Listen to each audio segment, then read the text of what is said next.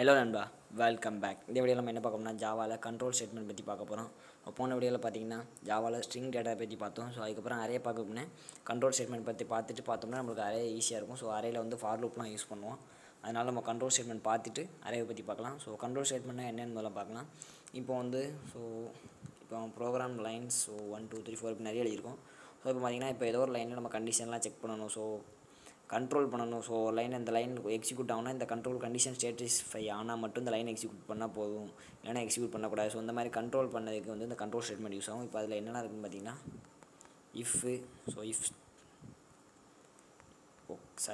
If statement பார்த்தீங்கன்னா அடுத்தால two while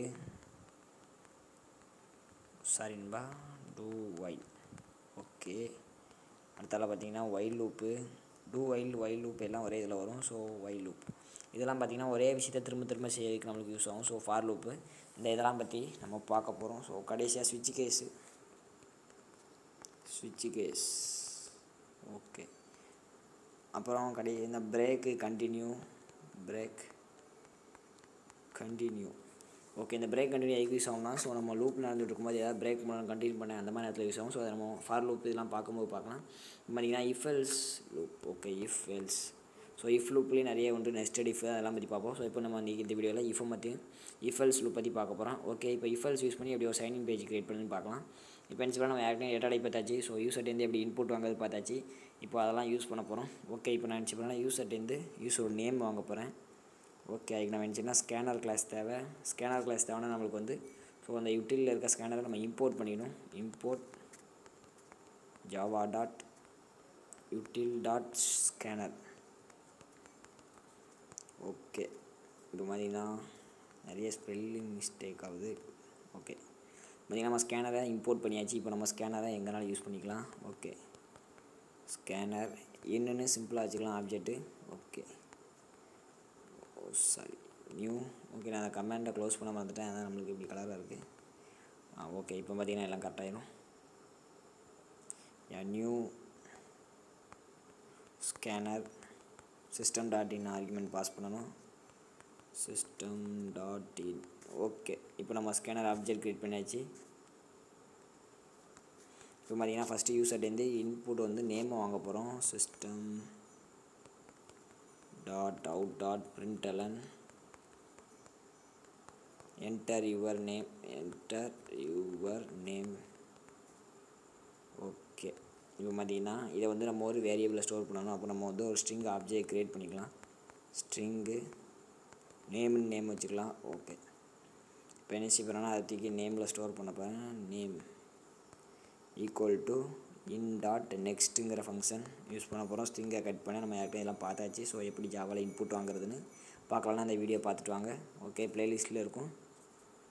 okay. இப்போ பார்த்தீங்கன்னா அடுத்தால யூசர்ட்டேருந்து பாஸ்வேர்டு வாங்கணும். ஓகே. ஒரு நிமிஷம்.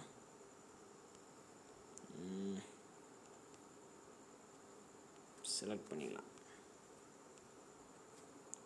ஓகே. காப்பி பண்ணிக்கிடுவோம்.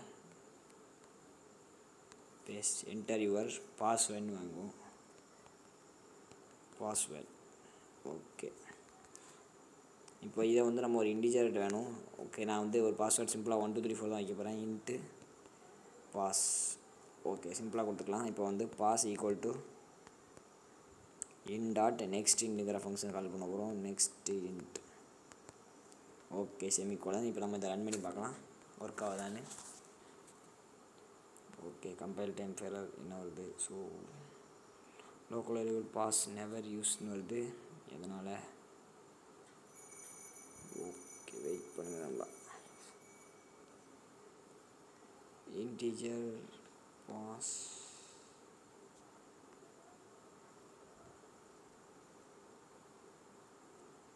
ஓகே. இதை கட் பண்ணி மேலே போட்டுக்கலாம். இருக்கும்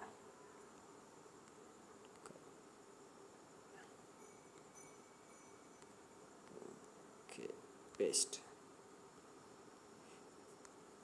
ஓகே. இப்போ ரன் பண்ணி பார்ப்போம். இருக்கும் warning source leak in is never use. So sorry நம்ம இன்னை யூஸ் பண்ணக்கூடாது, ஏன்னா இன்னுங்கிறது கீவேர்டு. ஓகே. நம்ம அதனால் இன்புட்னே வச்சுக்கலாம்.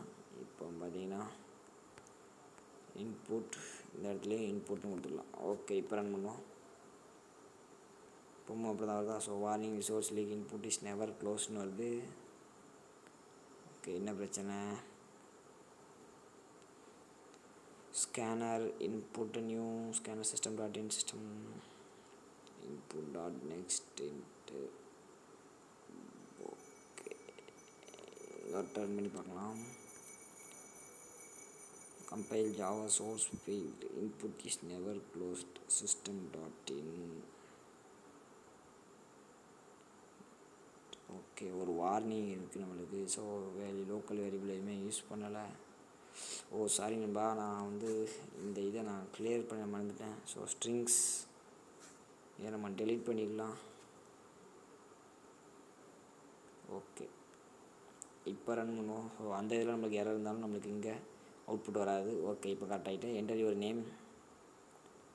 ஓகே, நான் இப்போ ஜாவானே கொடுக்கேன் சிம்பிளாக. இப்போ பாஸ்வேர்டு கேட்கு. ஸோ 1 2 3 4. ஓகே, நம்ம ப்ரோக்ராம் முடிஞ்சு விட்டது. ஸோ கரெக்டாக இன்புட் நம்மளுக்கு வாங்குது. Input is never closed. நம்மளுக்கு ஏதோ வார்னிங் இருக்கானா என்னென்னு தெரில. ஸோ ஓகே, பார்த்தீங்கன்னா வருது. இப்போ நான் நினச்சி போகிறேன்னா யூசர்கிட்டேருந்து வாங்கினா யூசர் நேமையும் பாஸ்வேர்டையும் கம்பேர் பண்ண போகிறேன். அதனால் சிம்பிளாக இஃப். ஓகே, இஃப் வந்து நான் நினச்சி போகிறேன் நேமை கம்பேர் பண்ண போகிறேன். Name double equal to. So நம்ம டபுள் ஈக்குவல் டு கம்பேர் பண்ண முடியாது. கம்பேர் பண்ணால் ஈக்குவல்ஸுங்கிற மெத்தட் தான் யூஸ் பண்ணணும்.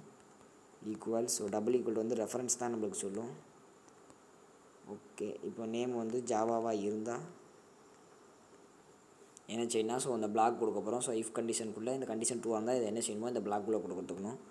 Okay, system dot out dot println. Okay, user name is கரெக்ட்னு பிரிண்ட் பண்ணிக்கலாம். Okay, user name is correct.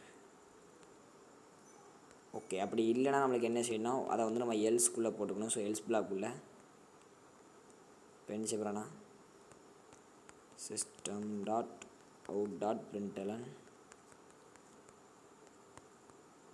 invalid username. Okay, invalid username. Okay, நம்ம இப்போ இதை ரன் பண்ணி பார்க்கலாம்.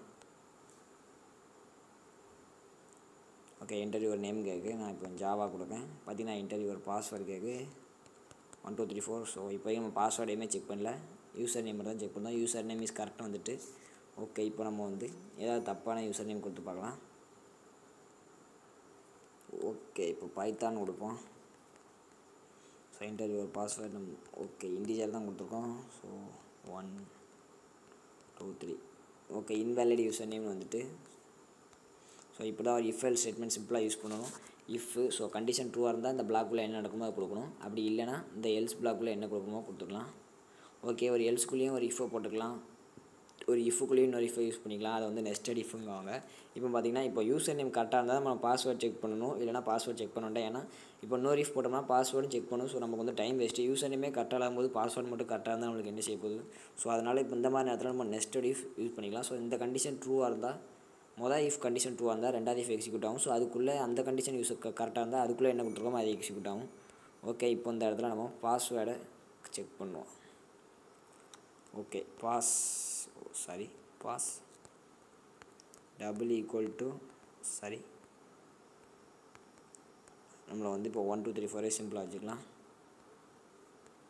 இருந்தால் என்ன செய்ய போகிறோம்னா ஸோ பாஸ்வேர்டு வந்து லாகின் சக்ஸஸ்ஃபுல்னு நம்ம பிரிண்ட் பண்ண போகிறோம். System dot out dot பிரிண்டலன் login success. Okay, இல்லைனா என்ன செய்யணும்னா ஸோ பாஸ்வேர்டு இன்கரெக்ட்னு வரணும். அப்போ நம்ம என்ன செய்யணும்? ஸோ இதுக்குள்ளே ஒரு எல்ஸ் யூஸ் பண்ணிக்கலாம். இப்போ இந்த இஃப் பிளாக்குள்ளே எல்ஸ் வந்து இதுக்குள்ளே இருக்குது. ஸோ இந்த இஃபுக்கு இந்த else. Okay, else system dot out dot println. Okay, println invalid பாஸ்வேர்டுன்னு வச்சுக்கலாம். Okay, invalid password. ஓகே, இப்போ வந்து நம்மளுக்கு யூசர் நேம் இஸ் கரெக்ட்னு பிரிண்ட் பண்ண வேண்டாம். ஓகே, தப்பாக இருந்தால் மட்டும் பிரிண்ட் பண்ணால் போதும். இல்லைனா லாகின் சக்ஸஸ் நம்மளுக்கு அவுட்புட்டில் வந்தால் போதும். ஓகே, இப்போ ரன் பண்ணுவோம். ஓகே, நம்மளுக்கு எதாவது வருது. ஓகே, சாரி செமிகோலன் வைக்கல. ஓகே, இப்போ ரன் பண்ணலாம். இப்போ ஏதோ இருக்குது. Is undefined for print stream. Okay டேலண்ட் ஃபெல்லிங். ஓகே இப்போ ரன் பண்ணுவோம். ஓகே இப்போ எல்லாம் கரெக்டாக இருக்குது. ஸோ நேம் கேட்கு நான் ஜாவா கொடுக்கேன். பாஸ்வேர்டு கேட்கு 1 2 3. Okay invalid password. So password 1 2 3 4 கொடுத்தேன்னு நினைக்கிறேன். 1 2 3 4 தான் கொடுத்துருக்கோம். இப்போ பார்த்தீங்கன்னா பாஸ்வேர்டு தப்பாக கொடுத்தா இன்வேலிட் பாஸ்வேர்டுன்னு வருது. இப்போது நேம் கொடுக்கேன் ஜாவா பாஸ்வேர்டு 1 2 3 4. ஓகே பார்த்தீங்கன்னா லாகின் சக்ஸஸ்ன்னு வந்துட்டு. ஸோ இதான் சிம்பிளாக ஒரு இஃப் எல்ஸ் ஸ்டேட்மெண்ட்டு. ஒரு இஃபுக்குள்ளே நம்ம இன்னொரு இஃப் யூஸ் பண்ணால் அது நெஸ்டட் இஃபு. ஸோ எல்ஸு இந்த இஃப் எல்ஸ் வந்து இதுக்குள்ளது. ஸோ இந்த இஃபோட எல்ஸ் இங்கே இருக்குது. இப்போ மோர் தென் ஒரு கண்டிஷன் எப்படி செக் பண்ணணும்னா இப்போ நெஸ்டட் இஃப் எல்ஸ் யூஸ் பண்ணாமல் எப்படி யூஸ் பண்ணுன்னு பார்க்கலாம். ஓகே இதை நான் இப்போ சிம்பிளாக கமெண்ட்டாக மாற்றிக்கிறேன். ஓகே இதை கன்ஃபியூஷன் கொண்டு வரேன்டா, அதனால் நம்ம டெலிட் பண்ணிக்கலாம். டெலிட் பண்ணிடுறேன். ஓகே இந்த கமெண்ட்டையும் எடுத்துருவோம். இப்போ பார்த்தீங்கன்னா நான் வந்து இப்போ ஒரு இஃபுக்குள்ளே ஒரு இஃபாக கண்டிஷன் செக் பண்ணேன். இப்போ அதுக்கு பதிலாமல்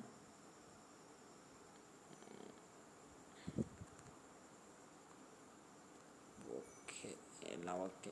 இப்போ பார்த்தீங்கன்னா else if user name invalid user நேம்னு வருது. இப்போ இல்லைனா யூசர் நேம் பாஸ்வேர்டு ஏதாவது ஒன்று கரெக்டாக இருந்தால் போது நம்ம லாகின் பண்ண போகிறோம். அதனால் எல்ஸ் இஃப் கண்டிஷன். ஸோ இது இல்லைனா இந்த கண்டிஷன் செக் பண்ணும். இந்த கண்டிஷன் ட்ரூவாக இருக்கான்னு செக் பண்ணும். ஓகே இப்போ என்ன செய்யலாம், நம்ம பாஸ்வேர்டு செக் பண்ண போகிறோம். பாஸ் டபுள் ஈக்குவல் டு 1 2 3 4 இருந்தால் பாஸ்வேர்டு கரெக்டுன்னு பிரிண்ட் ஆகணும். Okay password correct. ஆனால் யூசர் நேம் வந்து தப்பு. But user name is wrong.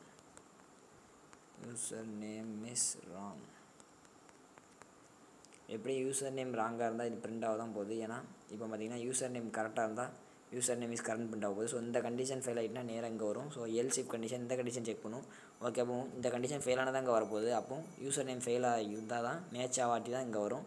அப்போது நம்ம யூசர் நேம் ராங்னு வரப்போகுது. இப்போ இந்த ரெண்டு கண்டிஷனுமே ஃபெயில் ஆகிட்டுனா என்ன செய்யணும், ஸோ பாஸ்வேர்டு ரெண்டுமே ஃபெயிலு. ஓகே இப்போ பார்த்தீங்கன்னா system.out.println. Okay so keyboard println. இப்போ பார்த்தீங்கன்னா ரெண்டுமே தப்பு. So user name and password is incorrect. User name and password is incorrect. Okay semicolon வச்சுக்கலாம். ஓகே இதே மாதிரி நீங்கள் எத்தனை எல்சிஃப்னாலும் யூஸ் பண்ணிக்கலாம். இப்போ நம்ம சிம்பிளுக்கு நம்ம ஒரு எல்சிஃப் யூஸ் பண்ணி பார்த்துருக்கோம். ஓகே சாரி ஸ்பேஸ் கூட மறந்துட்டேன் எல்சிஃபில். ஓகே ஸோ வேறு ஏதோ பிரச்சனை இருக்குது. இந்த இடத்துல கேர்லி பிளேஸை க்ளோஸ் பண்ணலை. ஸோ இப்போ இது இஃப் பிளாக்கு. அப்படி இல்லைனா எல்சிஃப் பிளாக்கு எக்ஸிக்யூட் ஆகும். ஓகே எல்சிஃபுக்கு ஸ்பேஸ் விடணும். சாரி அதை பார்த்தீங்கன்னா அதான் கீவேர்டுனால நம்ம கலர் சேஞ்ச் ஆகலை. ஓகே இப்போ ரன் பண்ணுவோம், எந்த பிரச்சனையும் இருக்காது. ஓகே இப்போ யூசர் நேம் கேட்கு நான் ஃபஸ்ட்டு எல்லாமே கரெக்டாக கொடுக்க என்ன ஆகுதுன்னு பாருங்கள். ஜாவா பாஸ்வேர்டு கேட்கு 1 2 3 4. யூசர் நேம் இஸ் கரெக்ட்னு பிரிண்ட் ஆகிட்டு. So login user name correct. இப்போ பாஸ்வேர்டு கரெக்டுன்னு பிரிண்ட் ஆகலை. ஏன்னா ஓகே இப்போ யூசர் நேம் கரெக்ட்னா ஸோ இந்த கண்டிஷன் ஃபெயில் ஆகிடும். ட்ரூ ஆயிரும். அப்போ இதோட பிரிண்ட் ஆயிரும். இந்த இதில் இருக்க எதுவுமே எக்ஸிக்யூட் ஆகாது. இப்போ நான் யூசர் நேம் தப்பாக கொடுக்கேன், பைத்தான் கொடுக்கேன். Okay Python. ஆனால் பாஸ்வேர்டு நான் கரெக்டாக கொடுக்க போகிறேன். 1 2 3 4. பார்த்தீங்கன்னா password correct but user name is ராங்னு வருது. ஓகே இப்போ மறுபடியும் ரன் பண்ணி நான் ரெண்டுமே தப்பாக கொடுக்கேன். பைத்தான் 4 3 2 1 கொடுக்கேன். பார்த்தீங்கன்னா user name and password is incorrect வந்துட்டு. ஸோ சிம்பிளாக நம்ப இன்றைக்கி எப்படி நம்ம ஒரு இஃப் எல்ஸு கண்டிஷன் யூஸ் பண்ணுறது, எல்ஸ் இஃப் எல்ஸ்லாம் ஜாவாவில் யூஸ் பண்ணி பார்த்தோம். ஓகே நம்ம அடுத்த வீடியோவில் பார்த்தீங்கன்னா ஸ்விட்ச் கேஸ் ஸ்டேட்மெண்ட் பற்றி பார்க்கலாம்.